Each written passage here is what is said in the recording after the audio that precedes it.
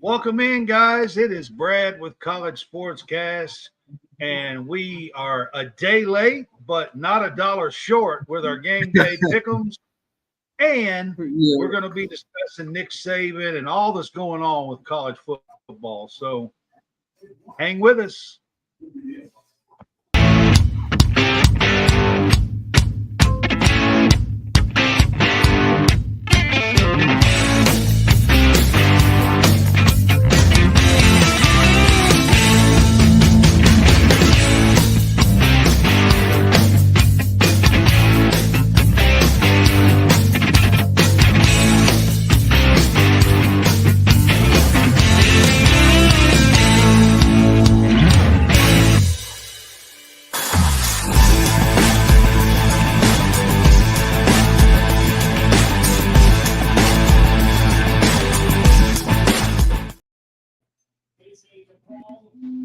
What's up, All man? right, man.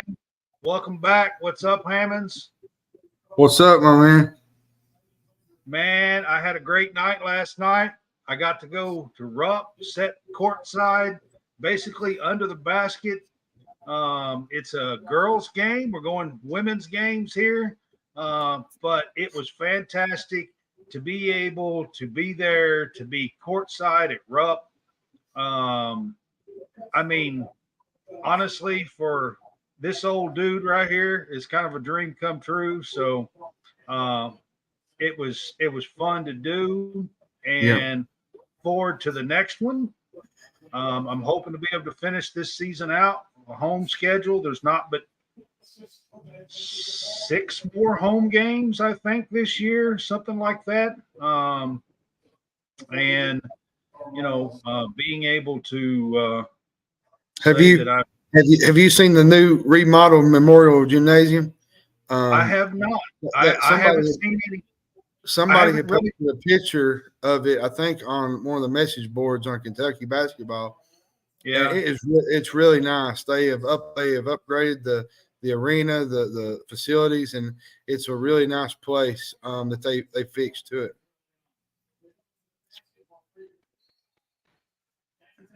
I don't. It's not done yet, is it? No, it's It's not supposed to be done, done towards the end of, like, but before the start of but next year. but the things, the Yeah, texture around it, just some of the things that they fixed on it, it looks like a brand new facility, to be honest. cool. Yep. So I'm excited about covering the women. I've been around girls and women's basketball basically all my life. I had a sister that was very good, actually a younger sister that was very good. Went to mhm. state. My younger sister did. So we're a basketball family, but um, so I'm enjoying it, and I love being a part of Kentucky. And I just, I'm very thankful. Cami Moore, I told you in person, I've told you in email, I've told you in text how much I appreciate the opportunity. So I just want you to know, if you ever watch the show, you see this one, I'm telling you on the show, Cami Moore, I appreciate it. Thank you so much for the opportunity. So, with that said, we are here to do our game day pick'ems. John, do you want to start with that, or you want to start with all the Saban news and do all Well, that? let's just do the pickums first, and then we'll kind of get into the Kalen Deboer and the whole Saban deal and whatnot, and we can just go right into our picks real quick, and then we can talk a little bit about All right. what's happening in the football world,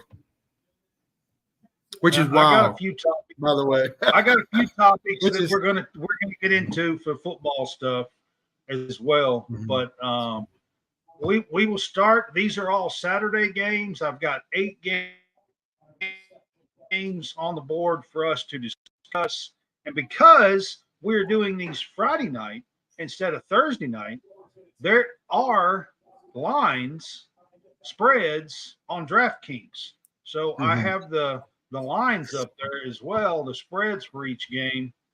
So the Kentucky Texas A&M game at Mhm. A&M. A&M is a 1.5 point favorite just like a couple hours ago when I looked. I think it was 2 when it started out. I think, and I think it went down 1. So, listen, we're big Kentucky fans, and a lot of times we're homers, and we're gonna cheer for our team. And at the end of the day, we have to take our fandom aside and just cover the game. So I'm going to say it from this angle with this game. Wade Taylor is not going to have back-to-back games where he struggles. He's just not going to. He's too good of a guard. He's a great player. They got Tyrese Radford. Everybody steps up, John, when they play Kentucky. That's true. And the biggest thing with A&M, I think, is they're missing Julian Marble in the middle. I think he's a big piece for them. I will say this: Kentucky better be ready to strap the boots up, because A&M is going to put some D on them. This might be the first test defensively that Kentucky's faced all season long. Can these young cats figure it out on the road yet again, like they did last week against Florida? That's the big question. Can they go into Reed Arena? There's two things that A&M does really well. That's pressure defense, defensively, and they can rebound the ball really, really well. Offensive rebound. The reasoning for the offensive rebounds because they don't shoot the ball very well. So I'm going to tell you, as much as I want to pick A&M, this ain't your normal Kentucky freshman. Until they prove me wrong, and until they give me a reason not to trust them, I'm taking the Cats on the road at Reed Arena. Now, there's a lot of people say, well, this is the game that I thought they would lose. No, the game that I think most likely coming up is the Auburn game. I think the Auburn game is more closer to losing than this one, because going to the jungle is tough. Yeah, I kind of agree with that. Now, I mean, this is a tough place too. It is. It's a tough place to play. But here's the thing: when your back's against the wall, you got 1 or 2 options. You can lay down and quit, or you can come out with some energy and fire and some momentum and do some things that you haven't done recently. And that's basically where Texas A&M is at. Their backs are against the wall right now because they're 0-2 in conference play, a loss tomorrow, and they're 0-3 in conference, and most likely takes them out of the running for the SEC title regular season, unless they go on a big run. Let's be honest, John. A&M's got more issues than worrying about an SEC title. They do. I agree. Their A&M needs to be worried about getting eligible for the NCAA tournament first. I agree with you. I think tomorrow is a crucial game. I'll say that from their end. Tomorrow is a crucial game for them. I don't think it's crucial for Kentucky because Kentucky they're playing really well right now. A&M is in back to the wall mode. They are. I think that's sometimes pretty dangerous. It is. It's a dangerous combination. Yeah, because they do have talent. Wade Taylor is one of the best guards in the SEC. And you got to remember they got Tyrese Radford from Virginia Tech, that transfer from there. He's a really and if I'm not mistaken, I think he played for Buzz at Virginia Tech back in the day. So this is a must-win game for A&M. I think they got to win it. They got to have it. But until I don't trust what Kentucky does on the road, last week against Florida, they was down 13 points, and they just grinded the whole second half, and they just impressed. I was pretty impressed. That's where I'm getting this from. Yeah, a bunch of freshmen go on the road, and they grind out a win in a hostile environment in the O-Dome. That's huge. And that's why I think they win tomorrow. I'm with you on this. So here's my deal. I will say this. as a Kentucky fan and as an analysis here, I am worried about the 3 spot and the 5 spot on this Kentucky team. The 3 spot, the last 2-3 games, Adu Thiero has been out. He has not been playing. Well, he's a more physical kind of guard that can handle this kind of game. And Justin Edwards just hasn't come on yet. And we are 14 games into the season. This will be the 15th game. And I'll be honest with you, John, I'm beginning to worry about that position. We're getting very little. The last 2 games, Justin Edwards has scored 6 and 4 points. And we are getting very, very, very little out of the 3 spot. Okay. Oh, I'm not denying it. I will give you that we have 4 really, really good guards, okay? In Wagner and Reeves and Dillingham and Shepard, okay? But they're not always on. Not all 4 of them. No. The other night, it was Dillingham and Wagner. Reeves was kind of off. Shepard was kind of off. I will say this about Justin Edwards. If it ever clicks for him, this Kentucky team can go pretty deep. And the 5 spot, I will give Bradshaw a little bit of credit. He scored 10 points and about 6 rebounds the last 2 games. He come on late and actually helped us win the Florida game on the road. But before that, he was doing nothing and looked awful. Okay? Well, and two, Adu Thiero, when it comes to this kind of game, this is the kind of game that it benefits him because he's a physical guard. He's a guy that can go back and forth with A&M the way they're listen, I agree with you. If it was me now, I'm putting this out there.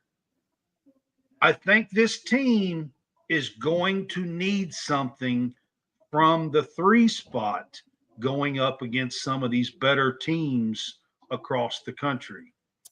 I'm going to say this. One worry about this. I'll say this, and we'll move on to the next game.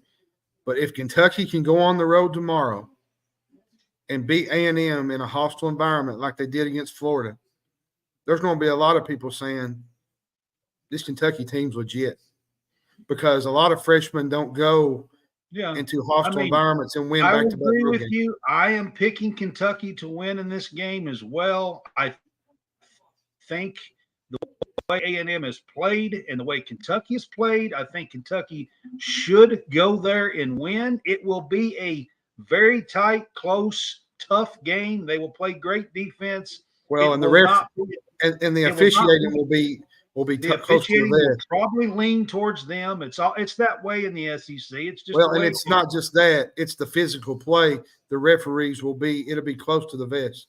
Yeah, I expect that in the SEC. And here's the deal: I think Kentucky and these guys and these players, with the way they have played, can pull this game out. And that's where I'll leave it. But for the future references, I think this team is going to need some play from the 3 spot. You play against Dalton Connect, and I think you're going to need to match some stuff out of the 3 spot. I really do. Especially on the road against some of the better teams in the SEC.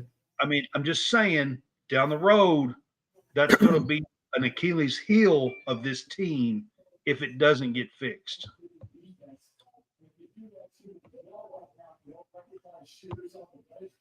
And everybody knows who I'm really rooting for. So, but I'm just saying, as an analysis, that's my analysis.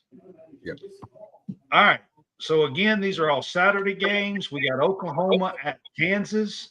Kansas is a 5.5-point favorite in this game. And coming off of a loss to UCF. Actually, it was UCF's very first Big 12 win. I want to tell you, the last few games, Kansas has not looked like Kansas. They struggled against TCU. And everybody knows they got a controversial call at the end of the game that kind of went Kansas's way in the fog. Then they went on the road. If I'm not mistaken, they was up double digits at UCF, and UCF come back and won. So in the first half, they were up at like 8 at halftime. Bill Self is a Hall of Fame coach, and he is not going to let back-to-back games where they played like this enter into this game. I love Javion McCollum for Oklahoma, but I think that DeJuan Harris is going to put some D on him tomorrow. I think Kansas wins in the fog tomorrow. Kansas ain't going to play bad like this back to back. They're just too good. They got too many great players. The McCullough is playing pretty good. Hunter Dickinson is. DeJuan Harris, I think, needs to step up a little bit. They got a really good team. Timberlake, you got Timberlake out there that's playing better lately. I think he's the Towson transfer. So they got a really good team. The biggest issue with Kansas going forward, though, is their depth. They don't have a lot of depth. They don't have a lot. If one of them gets in foul trouble, where do they go to? And my biggest thing with Kansas is if Hunter Dickinson is your best three-point shooter, that's a problem, especially in the NCAA tournament. You got to have some other options to go to. But I think Kansas wins this game. I think they cover the 5.5. I'll be honest with you, Oklahoma probably runs into a buzzsaw tomorrow in the fog. Yeah, I mean, with Kansas coming off of this loss, it's hard for me to imagine that they're going to lose 2 in a row, especially this one being at home. Well, they beat TCU. They did beat TCU, but there was spurts in there where they didn't play as good. Well, but they lost their last game against UCF. Well, and to be fair, in that TCU game, TCU was shooting 80-something%, 70-something% from the field too. So it was an anomaly. Yeah. Like a lot of teams, it's hard for me to imagine that Kansas is going to lose 2 in a row here. Yeah, I don't see it. I don't see it happening this week. The 5.5 points. The 5.5 points. Oklahoma's played really, really well. And Porter Moser, this season, I think they're ranked 10th this week. Porter Moser's a good coach. He coached Loyola Chicago, took them to the Final Four in that great run with Sister Jean. If you remember Sister Jean, she was the talk of the tournament. So he gets them to play hard. They play good defense. Yeah. I think they're running into a problem tomorrow with Kansas because Kansas ain't going to lose 2 straight. Yeah, my thing here is the 5.5 points. I'm debating whether they cover or whether they don't. I mean, that's kind of my thing here. Coming off the loss, I am going to pick them to cover this at home, though. I think. Yeah, I agree with you. All right, so here we got another Houston who is also coming off of their first loss. Man, what a wild week, right? Yeah, I mean, a lot of these teams, we hope that Kentucky don't follow suit and lose because a lot of the top teams and stuff has lost. Houston claim another victim. There'll be another victim. There'll be another victim claimed on Saturday. Yeah, so they're a 5.5-point favorite at TCU, and we just talked about how TCU played Kansas. So, what do you think in this game? Man, TCU. Well, we watched them last week. They almost beat Kansas on the road. They played really well, shot the ball really well. Houston did not look good at all against Iowa State. And not many teams do, especially at Hilton Coliseum, aka Hilton Magic. Some crazy stuff happens at that arena. Every team that goes into there in the Big 12, we've seen it over and over and over. Kansas is winning there and lost. Baylor's winning there and lost. It's an incredible environment. This is an opportunity for Houston to bounce back and get a win. But I will say this won't be an easy game in terms of where they was at against Iowa State. Houston's going to find out. Road in the Big 12 is not an easy thing compared. It's not going to be an easy. Houston's not used to playing in the Big 12 like this. No, they're not, and they're used to playing the AAC with Memphis and some of the others, Wichita State. This is a different animal. This is big step up. It's a big step up for Houston, but I think Houston covers this game. I think they got the guards to win this game. TCU's really good though at home. They've won some big games there too with Jamie Dixon.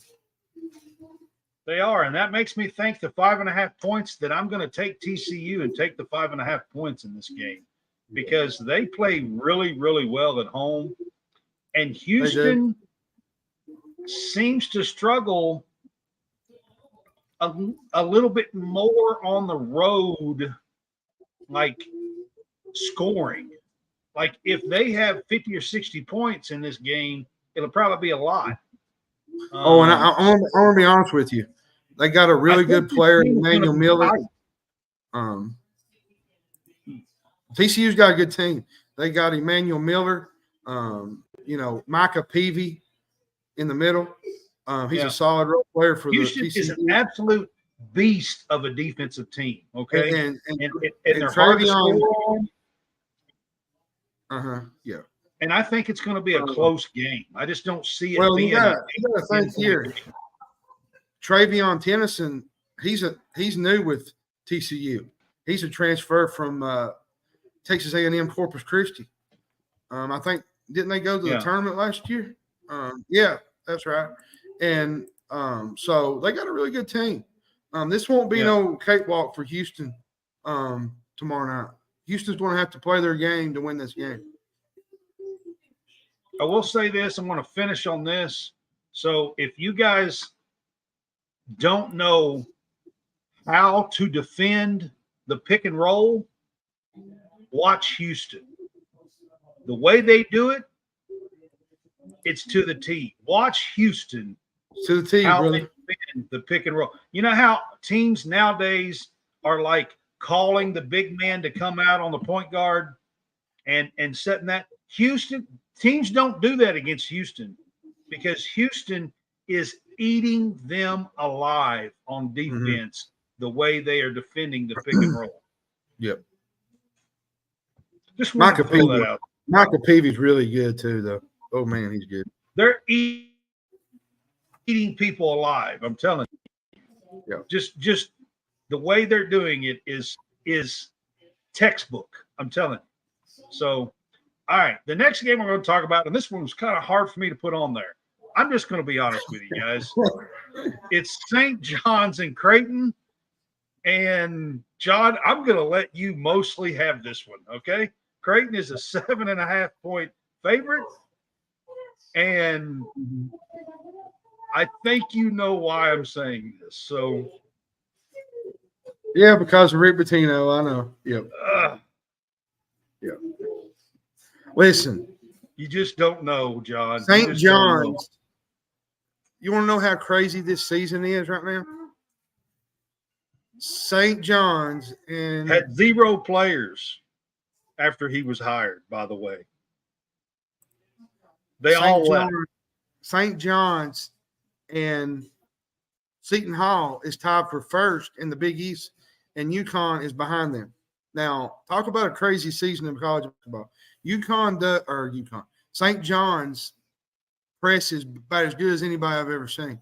They got a really fun team. They get after the basketball. That's Pitino. Listen, that's the way he does. Pitino's a good coach. Played that way at Kentucky. Played that way at Louisville. To be quite honest. Played that way at Iona. So he's always got a team that presses. I just despise the human being that he became. But Creighton on the other side. Ryan Kalkbrenner is really good.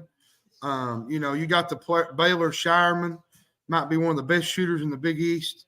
When Creighton is playing their game and when they're doing the things that they do well, Creighton's hard to beat at home.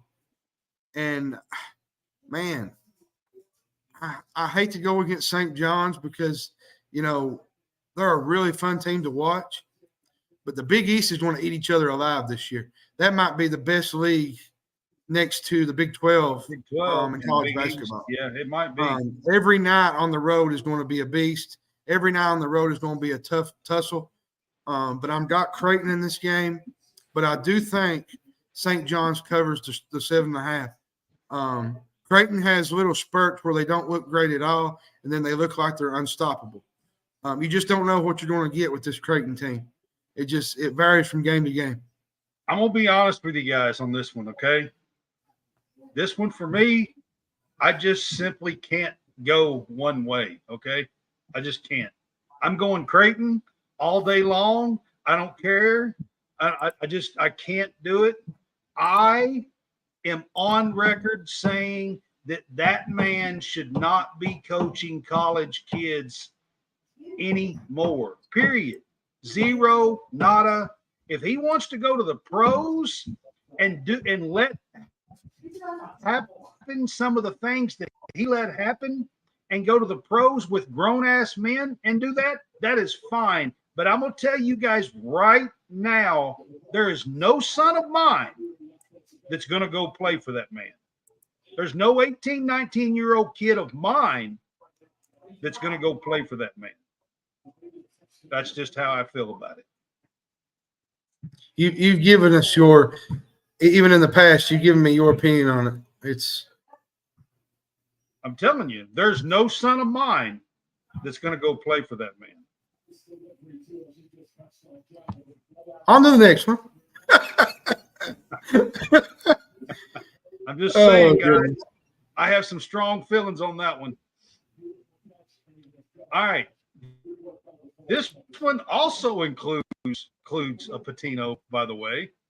We got San Diego State at New Mexico. New Mexico is a 2-point favorite at home. Yeah. And this one includes his son, Richard Patino, as the head coach of New Mexico. I want to tell you something. This might be the most underrated league in college basketball. You got Nevada, you got New Mexico, you got San Diego State, you got Utah State. You even got Boise State playing really well right now. And even on some off nights, San Jose State is a really good team to watch play in the Mountain West. The Aztecs this year, to me, they're better offensively than they were a year ago. They got Jaden Ledee. He's got a lot of offensive production. Brian Dutcher's team isn't quite as good defensively as they were a year ago, but they are very good on that end of the floor. This game will be played in the pit. And I think New Mexico's dropped the 2 of their last 3 games. They were doing great. And then the league started. I think New Mexico will battle this game, but I think San Diego State's experience and the way they play on defense is going to grind out a road win here. But I will say this. The pit is a really hard place to play. The fans are right on top of you. And listen, New Mexico's got some really great guards. Jalen House is really good. Jamal Mashburn. And if you've never heard of Donovan Dent, I suggest you turn in to 2 o'clock on tomorrow afternoon on CBS and watch this kid play basketball. He's an absolute treat to watch play basketball. He is one of the best players in the Mountain West, I think, that don't get no love whatsoever in the national media. But I'm going to tell you, John, they folded at the end of the season last year, and then the beginning of the Mountain West this year, they're struggling again. And I'm beginning to wonder, is this going to be a carryover from what happened at the last 6-8 games last year? I said this in a space a couple nights ago about New Mexico. They have too many guys trying to play hero ball. They try to do too much one-on-one stuff, and that's not going to work against San Diego State because they're going to get in the passing lanes. They're going to force turnovers. They're going to make plays in the defensive end, and they're going to get out and run and do what they do, especially offensively with Ledee and with Donovan Dent and the team that they got. This is a really good San Diego State team, and what many don't realize, this same San Diego State team went to the national championship last year. Brian Dutcher is one of the most underrated coaches in college basketball. He's really minus he's a really a player good or two. Keyshawn Johnson's playing at Arizona. Yeah, Arizona transfer. Yeah. So this is a really good, fun team to watch. But okay. Overall, though, the Mountain West is fun to watch. Period. Is a fantastic place to watch a ball game. I really like. Listen, Jamal Mashburn was one of my favorite players. Still is one of my favorite players of all time. And his son is out there. I really would like to see them make a run in the tournament. They missed it last year by playing. It seems like they get really close and then they just fall apart when the season. I know. Ends. And then they started well, and now they're kind of reeling again. They get this game at home. This is a game they must win. I'm going to ride with the Lobos here at 2 points at home in a tough game here. All right, I'm going to ride with the Lobos. I'm riding with the Aztecs. Okay. I'm going to go San Diego State.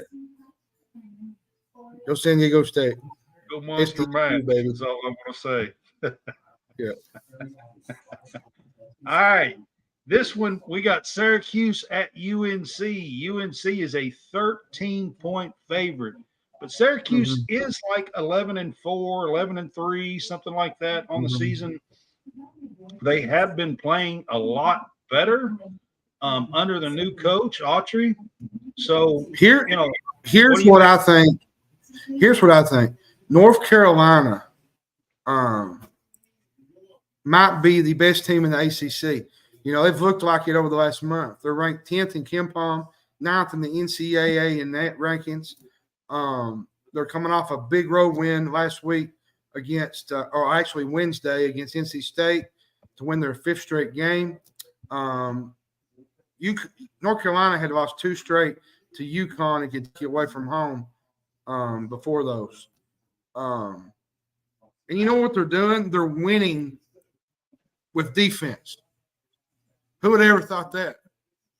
They're winning these games with defense. North Carolina's primarily an up-and-down pace team, but they're winning games with defense. R.J. Davis might be one of the best players in the country. Harrison Ingram is playing really well.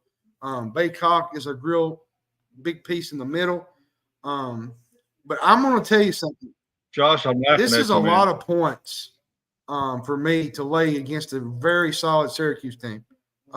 It is a lot of points to lay. I think it is too. Autry's he's brought that Syracuse team to the forefront, and they're playing really good basketball right now. Now, they haven't really played stiff competition, but they're going to step up a notch tomorrow when they go to North Carolina. This is a talented Syracuse team. They got a very good player in Judah Mintz.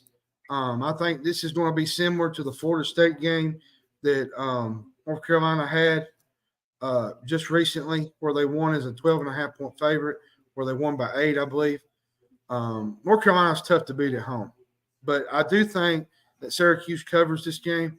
This is a better Syracuse team. Now, I'm not saying they're going to make the tournament, whatnot like that, but he's building a culture there. He's doing some good things, Autry. If you don't remember who he was, he played on the teams with Lawrence Moulton that played in Syracuse in the early 90s. They had some really good teams. Yeah, they did. Absolutely.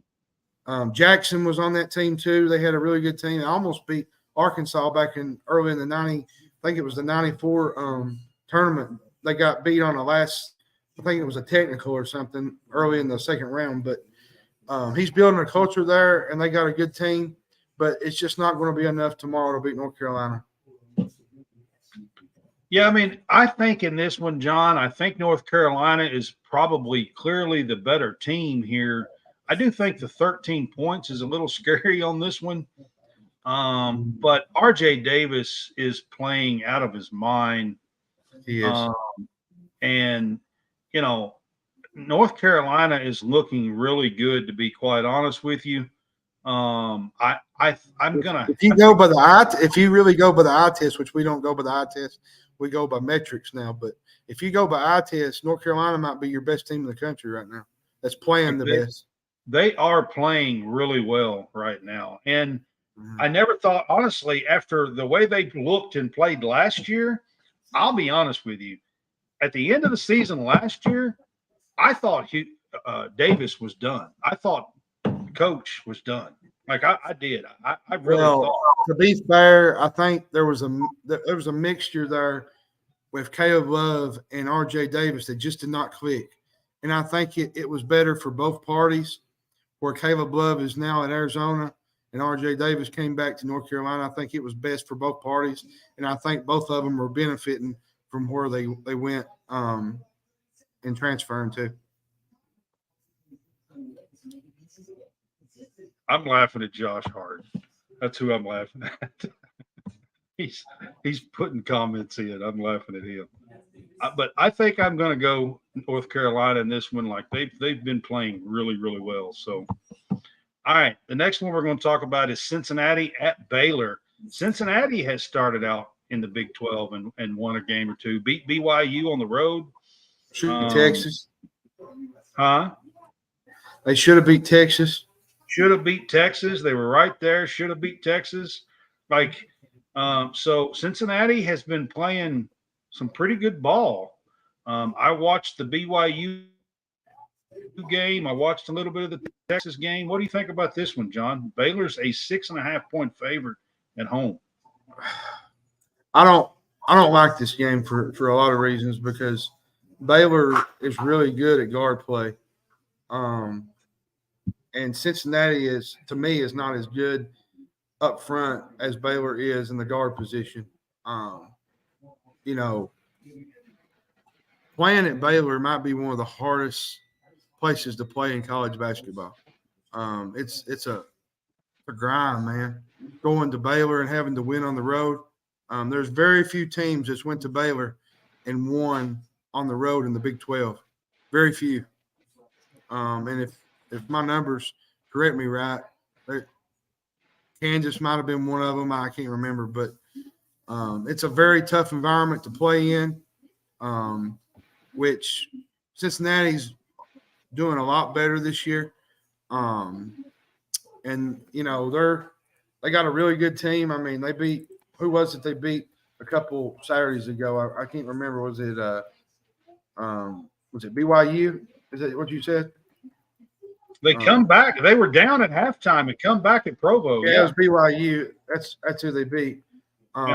So I don't like Cincinnati on the road here. I just don't. It's not a tough place to play. Provo's a tough place to play. Well, it is. It is.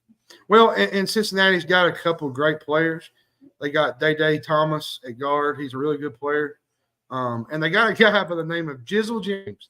If you've never heard of Jizzle James, you need to watch him play, man. He's Edgerrin James' son, former Indianapolis coach, running back. He's a really good basketball player. He took over that BYU game. He's a really good, fun player to watch. I mean, here I think I'm going to go Baylor, but I have watched Cincinnati a couple times, and I'll be honest with you, like they're better than what I think people are going to give them credit for. I agree with you.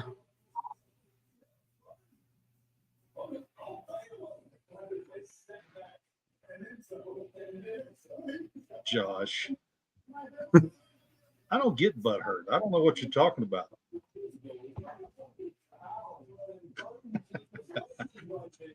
I just win. That's all. Yeah. Oh, me. I'm sorry. All right. We get on track here, boys. This is the 8th and last one. These are all Saturday games. Tennessee plays at Georgia. Tennessee is also coming off of a loss here earlier this week. They're a 7-point favorite, and I don't know if too many people realize this, But Georgia is 12-3. They've started 2-0 in the SEC. I'm gonna say this.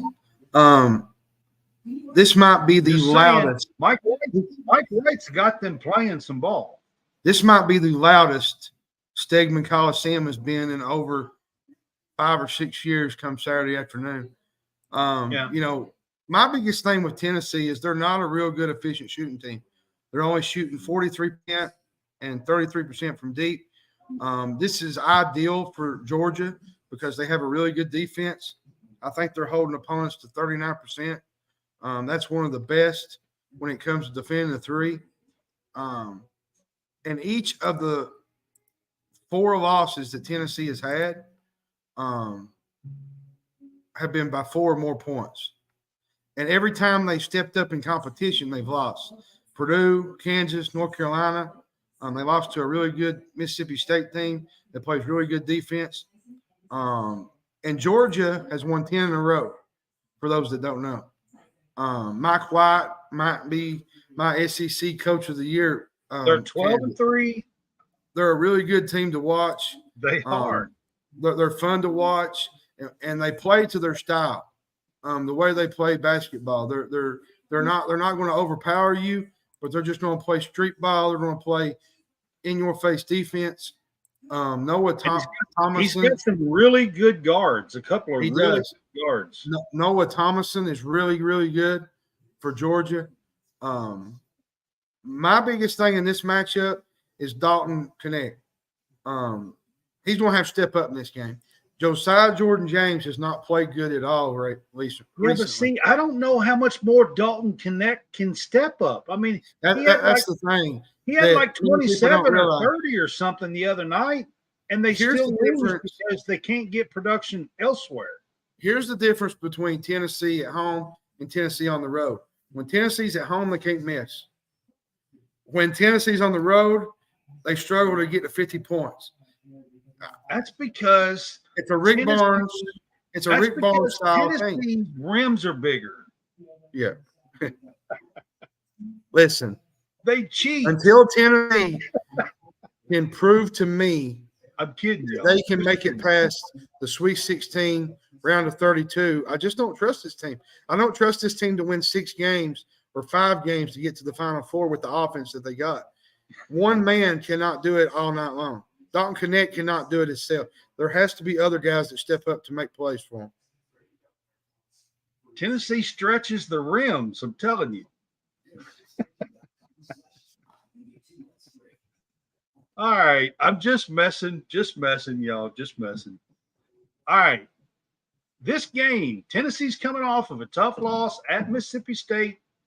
Mississippi State was starting Tolo Smith for the very first time this year. He had been back a few games, but now he was in the starting lineup.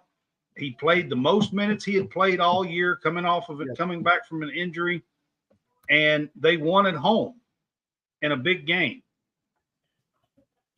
So, Tennessee, that's their 4th loss. Yeah, I think that was their 4th loss. Yeah.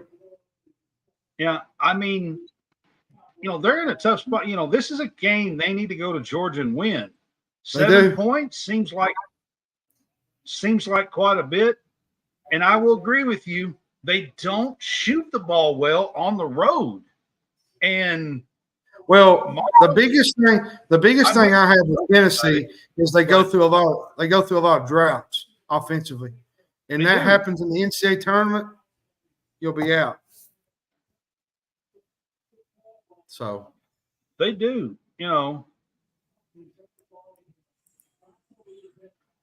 Yeah, Josh, I'm telling you, bunch of cheaters. I'm just messing, Tennessee Vol fans, just messing with you. We are rivals. You'll be all over Twitter if you don't. I don't care. Vol Twitter come after me. I'm just messing around and playing. Vol Twitter is real, ladies and gentlemen. I'm just messing with Vol. We are rivals, okay? Just messing with you. That's all. All right. With that said, that concludes what the games we're going to cover in college basketball. But there was some very, very, very big news that come out Wednesday afternoon about 2:00, 2:30 Central Time. The legend of Nick Saban retired from Alabama as the head coach. And you know what's so impressive about him? I lived in Alabama for a while. I have some really good friends that are Bama fans, and I have some really good friends that are Auburn fans.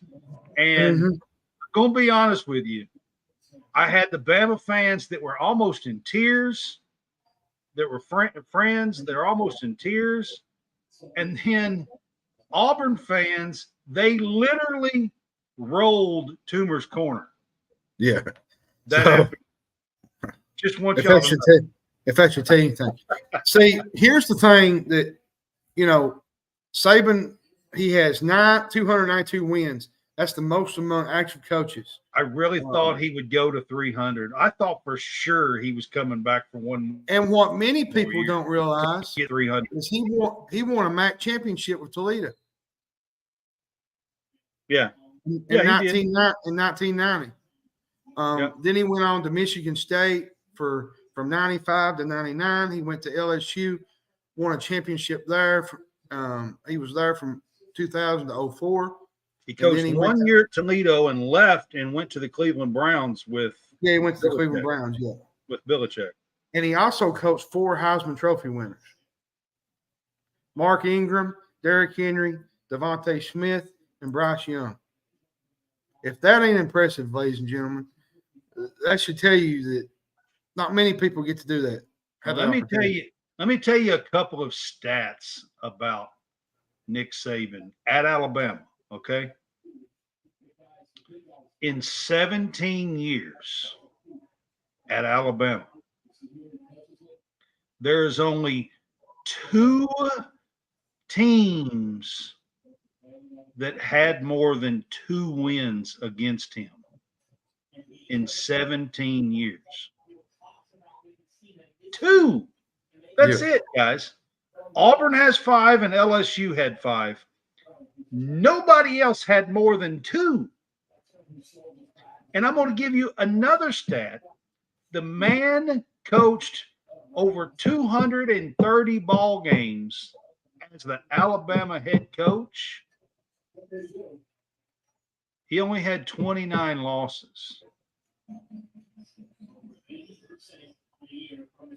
29 losses in 17 years. You want to know another stat that'll blow your mind? Alabama has had at least 1 first-round pick in 15 straight drafts. He's had multiple first-rounders in 12 of those years. I'm going to tell you another stat about Saban and Alabama, okay? He coached 17 years. Do you know that in 15 of those 17 years, and his first year, he went 7-6, okay, with a bad team building him up. In 15 of those 17 years, at some point in the season, every year, Alabama was ranked number 1 in the country.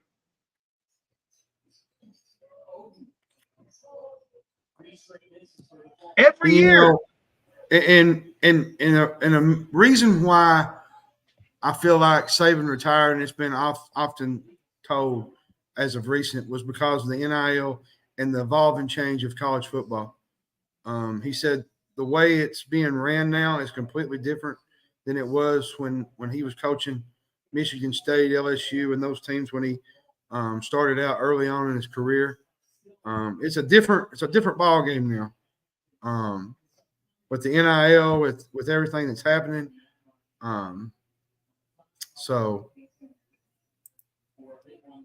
But what he's done, he's redefined the sport.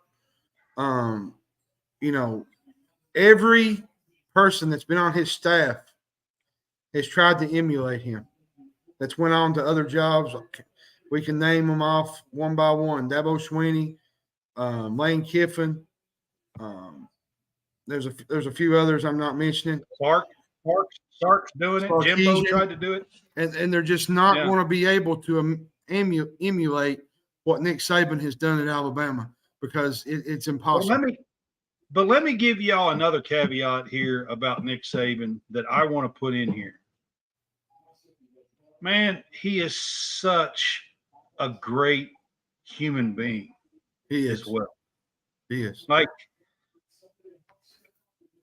the stuff, like he truly cares about his guys. And he is such and Miss Terry, if you guys don't know some stories about Miss Terry is his wife, 50 some odd years. And like they together are, I mean, just immaculate people. Plain and simple.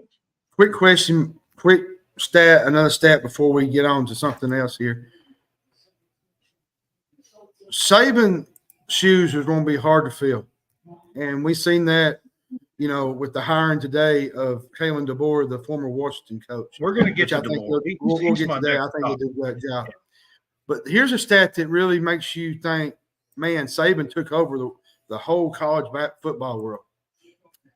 9 of the 68 coaches in Power Conference football are members of the Saban coaching tree. Yep. End of discussion. Absolutely. End of discussion. I mean, and on top of that, Saban not only that, talking about what he done, but Saban actually saved coaches' careers. Look at Sark. And 8 other former Saban assistants have been Power Conference coaches. Yeah. Like head coaches. Yeah. I mean, he revolutionized the game. I mean, if it wasn't for Nick Saban, he made it to the point where you cannot outdo him. You have to, I don't know how to say it. I mean, if it wasn't for Saban, John, we wouldn't have college football playoffs. We wouldn't. No.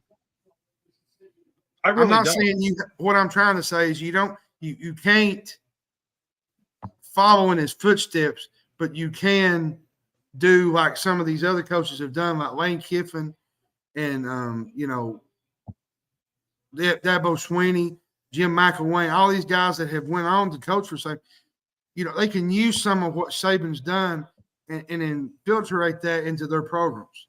And I think that's what they're doing with these coaches. I think that's what a lot of these coaches are doing. So, but it's never going to be emulated like Nick Saban himself. Man, that's what I'm trying to say. This is coming from an absolute diehard Kentucky fan all my life, bleed blue, okay? But I did live in Alabama for 5.5, 6 years. And I saw up close and personal just how he ran his program, what kind of man he was, what kind of human being he was. On top of all the stuff about his coaching. Mm-hmm. And from me, from the bottom of my heart and soul and competitive spirit, man, I'm going to miss Nick Saban being in the game. I'm going to miss him roaming the sidelines, I can tell you. His little antics and his screaming and pulling his headphones off. Now, man, I'm going to miss Nick Saban being in the game. I am too, my man. That leaves us to our next topic. Yeah, our next one, of course, is Kalen Deboer, okay? Now, I want you guys to look at Kalen Deboer's week, okay? Like 4 nights ago, he was playing Michigan for a national championship. For the national championship game. Mm-hmm. And I don't think there was anybody in the country that thought 3.5 days later, he's going to be the head coach of Alabama. You know what's so impressive about Kalen Deboer? His record? So, okay, he really started from the bottom. Like, we're talking bottom. He coached the NAIA school. He started from there. Yep. He went to Southern Illinois, Eastern Michigan. He was at Fresno State as a coordinator. And where he really became known was when he was at Indiana, when he developed Michael Penix Jr. And he eventually went to Washington, and he had Michael Penix Jr. as his quarterback. DeBoer took the Fresno State job, I think, but he was hired away by Washington. What was it? 2 years later, I think it was. Year and a half, 2 years later, yeah. He was there at Fresno State. At Washington, these are stats that I just pulled up. At Washington, the Huskies with him at the helm was 25-3. 25-3. 25-3. He coached. He was an interim coach and coached half a season and took over at Fresno in the middle of the season.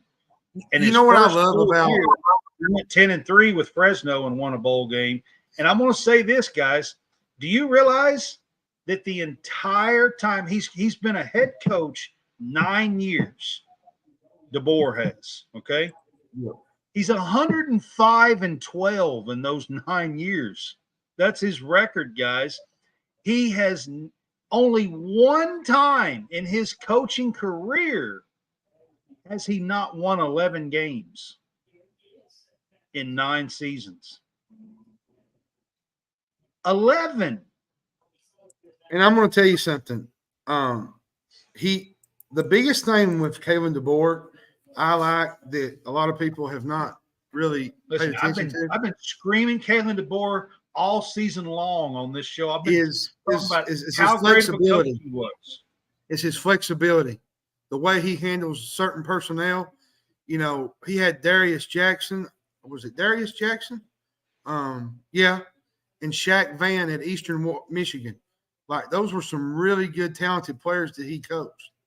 And now he's going to get the opportunity to coach a top 10 Heisman vote getter in Jalen Milroe.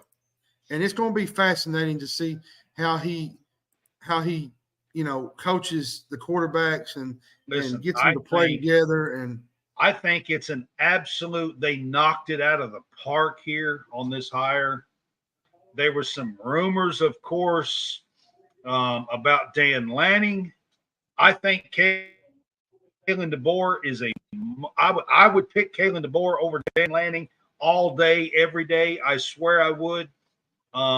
He's beaten 3 times in the last 2 years. Kalen DeBoer has beat Dan Lanning. I mean, I would. What I love about him is he's just a winner. He's won everywhere he's went. He's won every place coached. I mean, you know, he went from – There were some rumors last night that they were going to offer the job to Tommy Rees. And I'm sorry, I laughed and I said, there is no way in hell that's happening. I also heard some rumors. Somebody told me a couple of nights ago they're going after Jimbo Fisher. And I laughed and I said, you guys have lost your mind. And the thing is, he went from I can't say it. Sioux Falls, the NAIA school. I can't say it. He went from there to Bloomington and to Seattle, and now back to Alabama. The biggest thing with Kalen DeBoer, I think, going forward is his adjustment, how he's going to recruit in the SEC. It's a different animal compared to the Pac-12. When you're coming off a national championship game experience, you know. Yeah, it changes things. I agree with you. You know what I mean? And then all of a sudden you're the head coach. But what I was getting at, the level of talent is different from Pac-12 to SEC. Games, you're going up against better coaches, better players. It's going to be a different We all outfit. agree with that. I mean, absolutely. Yeah. It is. But I think I'm going to tell a slam dunk hire. I think it's a great fit for Alabama. I think what they're doing is the great thing. It's a big fit for Milroe, for the players that do come back and the players that probably most likely get in the transfer portal. I think I saw one earlier today where Isaiah Bond had got into the portal. And Isaiah Bond hit the portal today. That's what I was going to say. And I think he was crystal ball to go to Texas. So he's going to have his hands full with trying to get some of these transfers back into the mix and get them back on the team and see how they can work with the coaches. But now Isaiah Bond hit the portal before the announcement of Kalen Deboer. He done it before the announcement happened. So yeah, he done it before. So Josh, I was on board with Lane Kiffin. I had been saying for a couple of years I thought Kiffin was the heir apparent. I thought they were kind of grooming him to be the heir apparent. Well, and for a while, many thought Dabo Swinney would go back home because But when he was winning the championships, that's when they was talking about it more. I know, but even then, I never was fully on board with the whole Dabo Swinney thing.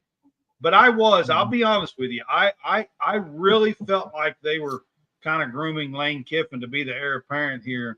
And I thought maybe he would be, but I will have to say that out of all the coaches in the land the last 2 years, outside of Saban and Jim Harbaugh, they got the best one. They did. I agree. Outside of Saban and Jim Harbaugh, they got the absolute best coach in the land. Haven't you heard Jim Harbaugh's going to the Chargers? I'm just saying. Oh, that's the rumor going around. I had to poke some fun at Michigan fans a little bit. Yeah, I've heard that. I actually said it on this show a couple of weeks ago. I kind of want to do a final buzzer. I'm not done yet. Okay. I got another one here. Okay. So Washington. Oh my Lord! Like the beginning of this week, they thought they were on top of the world, had a chance at a title, might win a title. They're headed to the Big Ten. They've got their man, they've got their coach, and then all of a sudden, bam! What is going to happen? Where they're headed to the Big Ten, guys, and they lost their guy. Like Kalen Deboer was going to keep them relevant in the Big Ten. I promise. You know who my first call was made to? Tell me. What do you think? Jed Fish from Arizona. That's who I'm calling on the phone. You know who my first call is going to be? He's right there at home. Lincoln Riley. Ryan Grubb. Ryan Grubb. Does anybody know who Ryan Grubb is?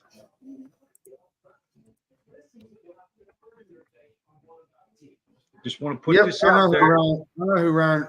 Does anybody know who Ryan Grubb is? He's the offensive coordinator and quarterbacks coach at Washington. He's been Kalen Deboer's right-hand man at Sioux City Falls. He was there at Fresno. He was there at Washington. He's been his right-hand man and ran his offense the entire time. And if I'm Kalen Deboer right now, I'm in a war with bringing my offensive coordinator with me over him taking the head coaching job at Washington. And I'm just saying, I put this on here for that reason alone. They are headed to the Big Ten. And if I'm Washington, I'm throwing the bank at Ryan Grubb. And if I'm Kalen Deboer, I'm calling the Roll Tide people and saying, guys, you got to get my guy here. Yeah. Because he's been with him and ran his offense the entire time. And I can hear it now. Alabama Willie. Blitz, blame a blitz. Roll Tide, roll. I'm telling y'all right now, if you don't know the name, Ryan Grubb is his offensive coordinator and has been basically Hey, his man. entire time as a coach. Well, it sort of reminds you of the whole Notre Dame situation with Marcus Freeman, where, Brian Kelly goes on to LSU and all the players wanted Marcus Freeman to stay at Notre Dame. So, but I feel like this is a bigger well, no, I wouldn't say that. It's not a bigger job, but it's a chance to get more relevant with them going to the Big Ten is what I'm trying to say. The Pac-12, you didn't really have a lot of eyes on it up until late in the year. What I mean, the last 3 or 4 years, it's just been the little league that sits outside the other Power 5 conferences, and it just doesn't feel like a big league. But now that they're moving into the Big Ten, there's going to be a lot of eyes on Washington, UCLA, and all these other teams, especially going forward with basketball and football. Well, I mean, Washington had it all figured out, guys. Like Washington was jumping with Oregon. They had their guy. They had their winner, their coach that was going to carry them into the Big Ten and be relevant and make some noise in the Big Ten. And all of a sudden, in one afternoon, that's over with. Yeah. And what if Washington can't figure something out pretty quick? I'm gonna be honest with you. I think they might be in trouble moving to the Big Ten. Yeah, it's going to be tough. Now, I gave you a name. If I was them, Ryan Grubb is the guy. I would keep that offense and that school and that as much as of that staff in play as I could, and I would go and offer Ryan Grubb. But if I'm also Kalen Deboer, I would do everything I could do to bring my guy with me. By the way, Robert Morris just upset Purdue Fort Wayne in the Horizon League. That's a big upset in the mid-majors tonight. And I will say another thing. Dayton continues to win. They beat Duquesne on the road. Dayton's 12-2. And I'm going to say this on basketball real quick. If everybody knows, Dayton didn't get into the tournament in 2020, right?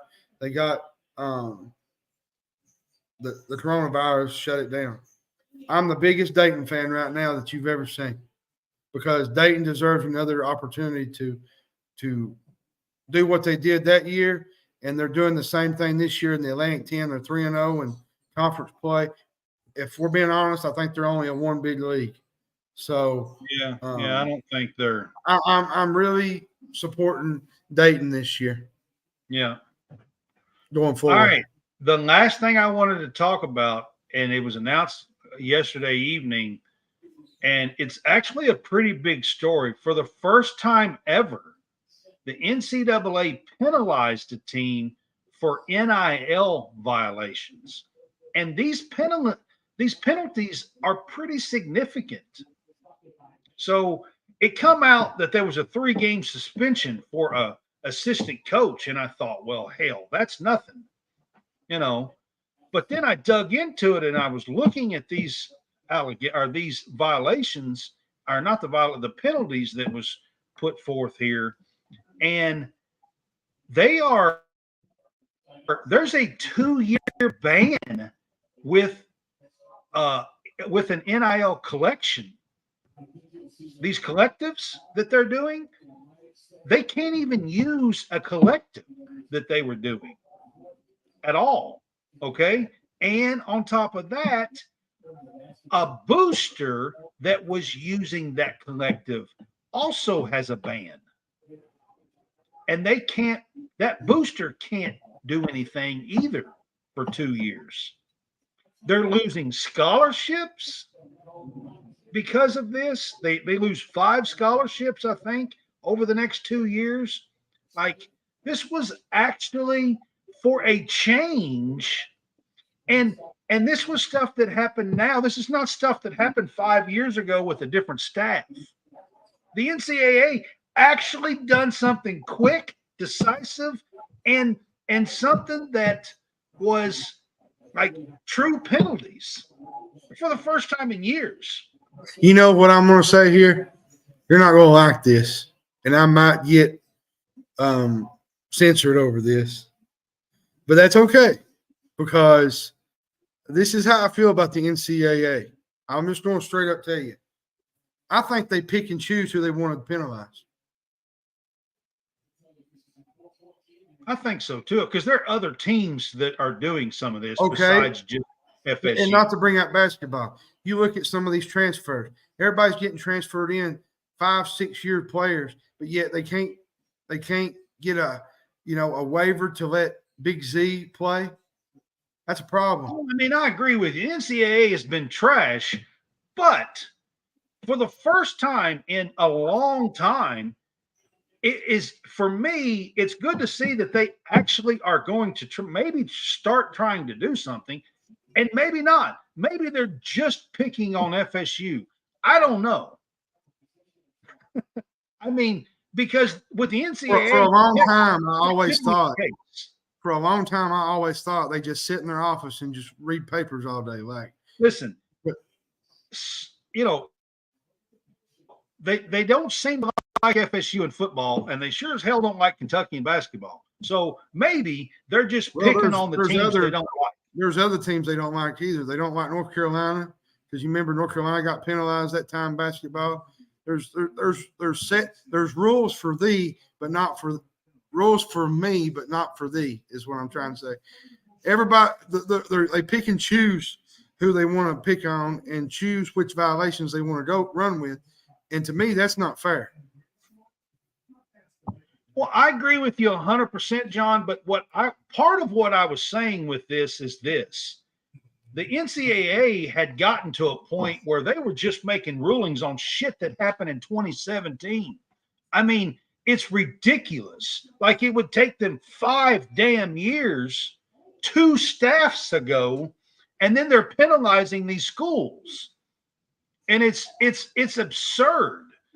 This is stuff that was relevant, that was now, that was current, that was with this staff. Well, and then on top of this, a penalty that is correct. And I don't know that I've ever seen NCAA do that, ever. I'm 49 years old. I don't know if I have ever seen the NCAA levy a penalty that was actually freaking correct. Well, and another thing too, if you didn't notice it the other day, this same thing happened, and then a story come out about Georgia driving drunk some of their staff members, and it took the pressure off FSU and put it on Georgia, which had happened. I think that had happened a while back, though. It did. It still was in the news. So yeah. So I want to do a final buzzer here. All right. Me and Brad are big NFL.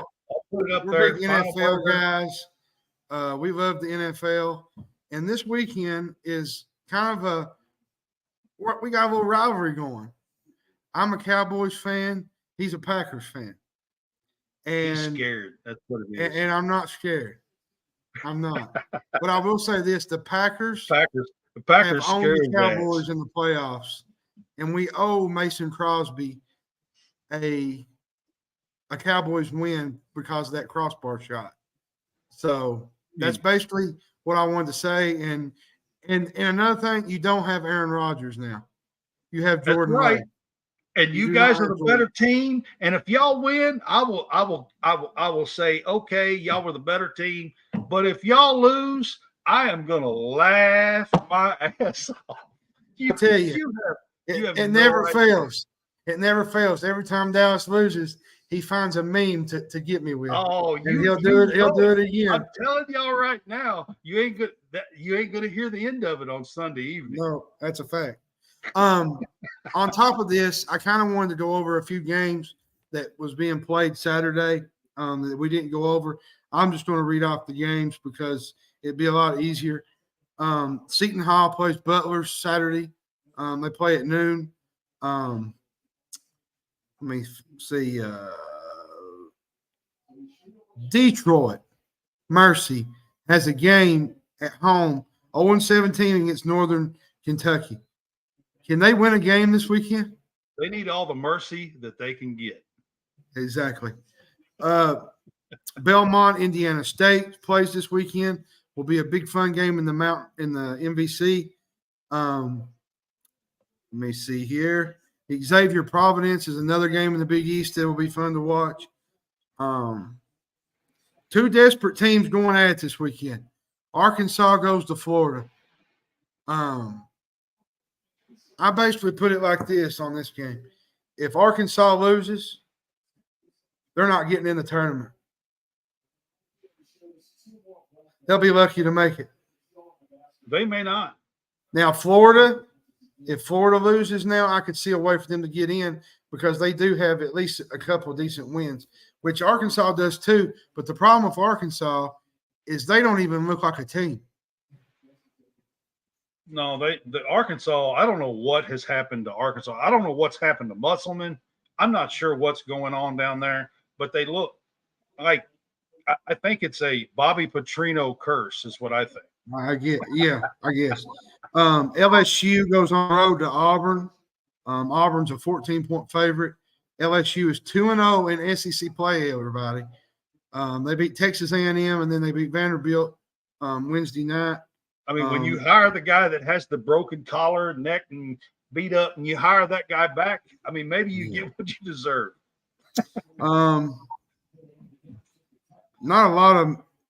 There's not a real big slate this weekend, to be honest with you. There's just a few games here and there. I want to say one more thing, and we'll kind of log off for the night. USC lost one of their big men, Isaiah Collier. I heard all offseason, Bronny James is going to save the world. Bronny James is going to save the day. Well, Collier's a good player, though. He's a good player. I'm not denying it. But Bronny James is not going to save this USC team. No. They're a dumpster fire right now. Bronny James is not 6'8", 260 pounds. He's not. Okay. And one more add to the college basketball thing. Gonzaga is not Gonzaga this year. No, they're not either. Yeah, they lost last night to Santa Clara. Gonzaga might not even win the Western Gonzaga might not make the NCAA tournament. They might have to win the West Coast Speaking of Gonzaga, they will not be in the AP poll for the first time in like 144 weeks or something. You wonder if JB Ricks is going to put Texas at number 1 this week. I had a joke about it with a bunch of the guys. There's a bunch of it in the group chat, college basketball. Yeah. Somebody said, wonder where JB Ricks, the AP voter, is going to have all of his teams lined up this year. I said Gonzaga is going to be at number 2, and Texas is going to be at number 1. But all joking aside, that's the part I don't like. A lot of these guys don't watch basketball. Like, a lot of them don't even watch the game. They just see the scores, and they just start ranking teams. Like, I feel like you should have a privilege. That's a privilege to even do. And it should be used a little bit better. But yeah, this is true. That's my little rant on it. But all right, guys, that has been our final buzzer. This has been a special Friday night edition. And I'm not so sure. I kind of like doing it on Friday night because the Saturday games got the line. Who's the 49? Who's the 49ers? I don't know the 49ers. I don't like them either. So I don't even know who they are. My two teams are the Packers and the Rams, and they both snuck in. Jerry's like later. and I'd like to see them both. I think you're talking about the NFL for a minute. I think it's a really intriguing story to have Matthew Stafford going back to Detroit to play. I think that's a really intriguing story this weekend. And one that I'm just as much interested in that story as the Packers and Cowboys. I really don't feel that great about the game, but I will talk some smack. Jerry says, you might find out again, John, who the 49ers are. Yeah. Oh, Jerry. I love you, Jerry. It's been great tonight. We had a bunch of new people on. We had several people with us. We had 30 viewers at one point tonight. Yeah, we had several people with us. So yeah, we had a lot of people on tonight. So we appreciate you guys. Well, and you covering women's college basketball now. There's a lot more eyes on everything, and we are. That's a good we're thing. Growing. I got another thing. The 21st of January, we will have Kentucky Insider editor Tristan Ferris from this. I think is he from KSR? No, he's not KSR. I don't think. Sea Blue. Huh? He's from Sea Blue, right? Yeah. Sea Blue. Yeah, Tristan. He'll be on with us the 21st. I won't be here. I think that's on a Sunday. Brad will be doing that. So that'll be interesting to talk with him about how this Kentucky team is evolving with the freshmen. So that'll be something that we can look forward to coming up. And coming up in February, we're going to have a bunch of bracketologists come on with us for different weeks to break down the brackets. I got a couple of NFL draft guys coming up too, end of February and in March. So we got some stuff coming up. I've got a couple of NFL draft guys to go over NFL draft stuff with us. So we got a bunch of stuff happening. I'm doing the basketball, women's college basketball, women's Kentucky basketball stuff now. So I may have to adjust some of these shows because they usually play like on Thursday and Sundays, and my shows are Thursday and Sundays. So whenever they have a home game, I may have to adjust. The thing is, we might have to start doing it on Friday nights, which might not be a bad thing. Right. So this Friday night thing, we might start doing our game day pick'ems on Friday night, especially since college football's over with now anyway. Well, the Thursday slates and stuff there's not a lot to choose. Like you get the Arizonas, the Gonzagas. Yeah. But, there's not a lot of great cover. A lot of the Thursday games, I tell people that everybody complains about the Power Five not playing a lot of games on Thursdays, but a lot of those games are meant for the mid-majors because they get their week where they get to show out on the national stage and they get a lot of chances to prove that they belong. So, that's a lot of the reason why there's not many games on Thursdays in the Power Five.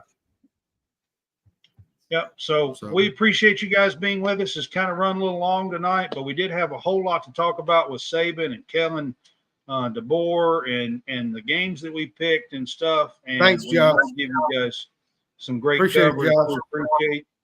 We appreciate everybody. You kept Brad off track. You're going to have to stop it now. Yeah, he had me laughing a couple of times. Josh did. So Josh is a good guy. Man. I appreciate it. We will see you on Sunday at 3:00 for a weekend wrap-up show this week. Y'all have a good one.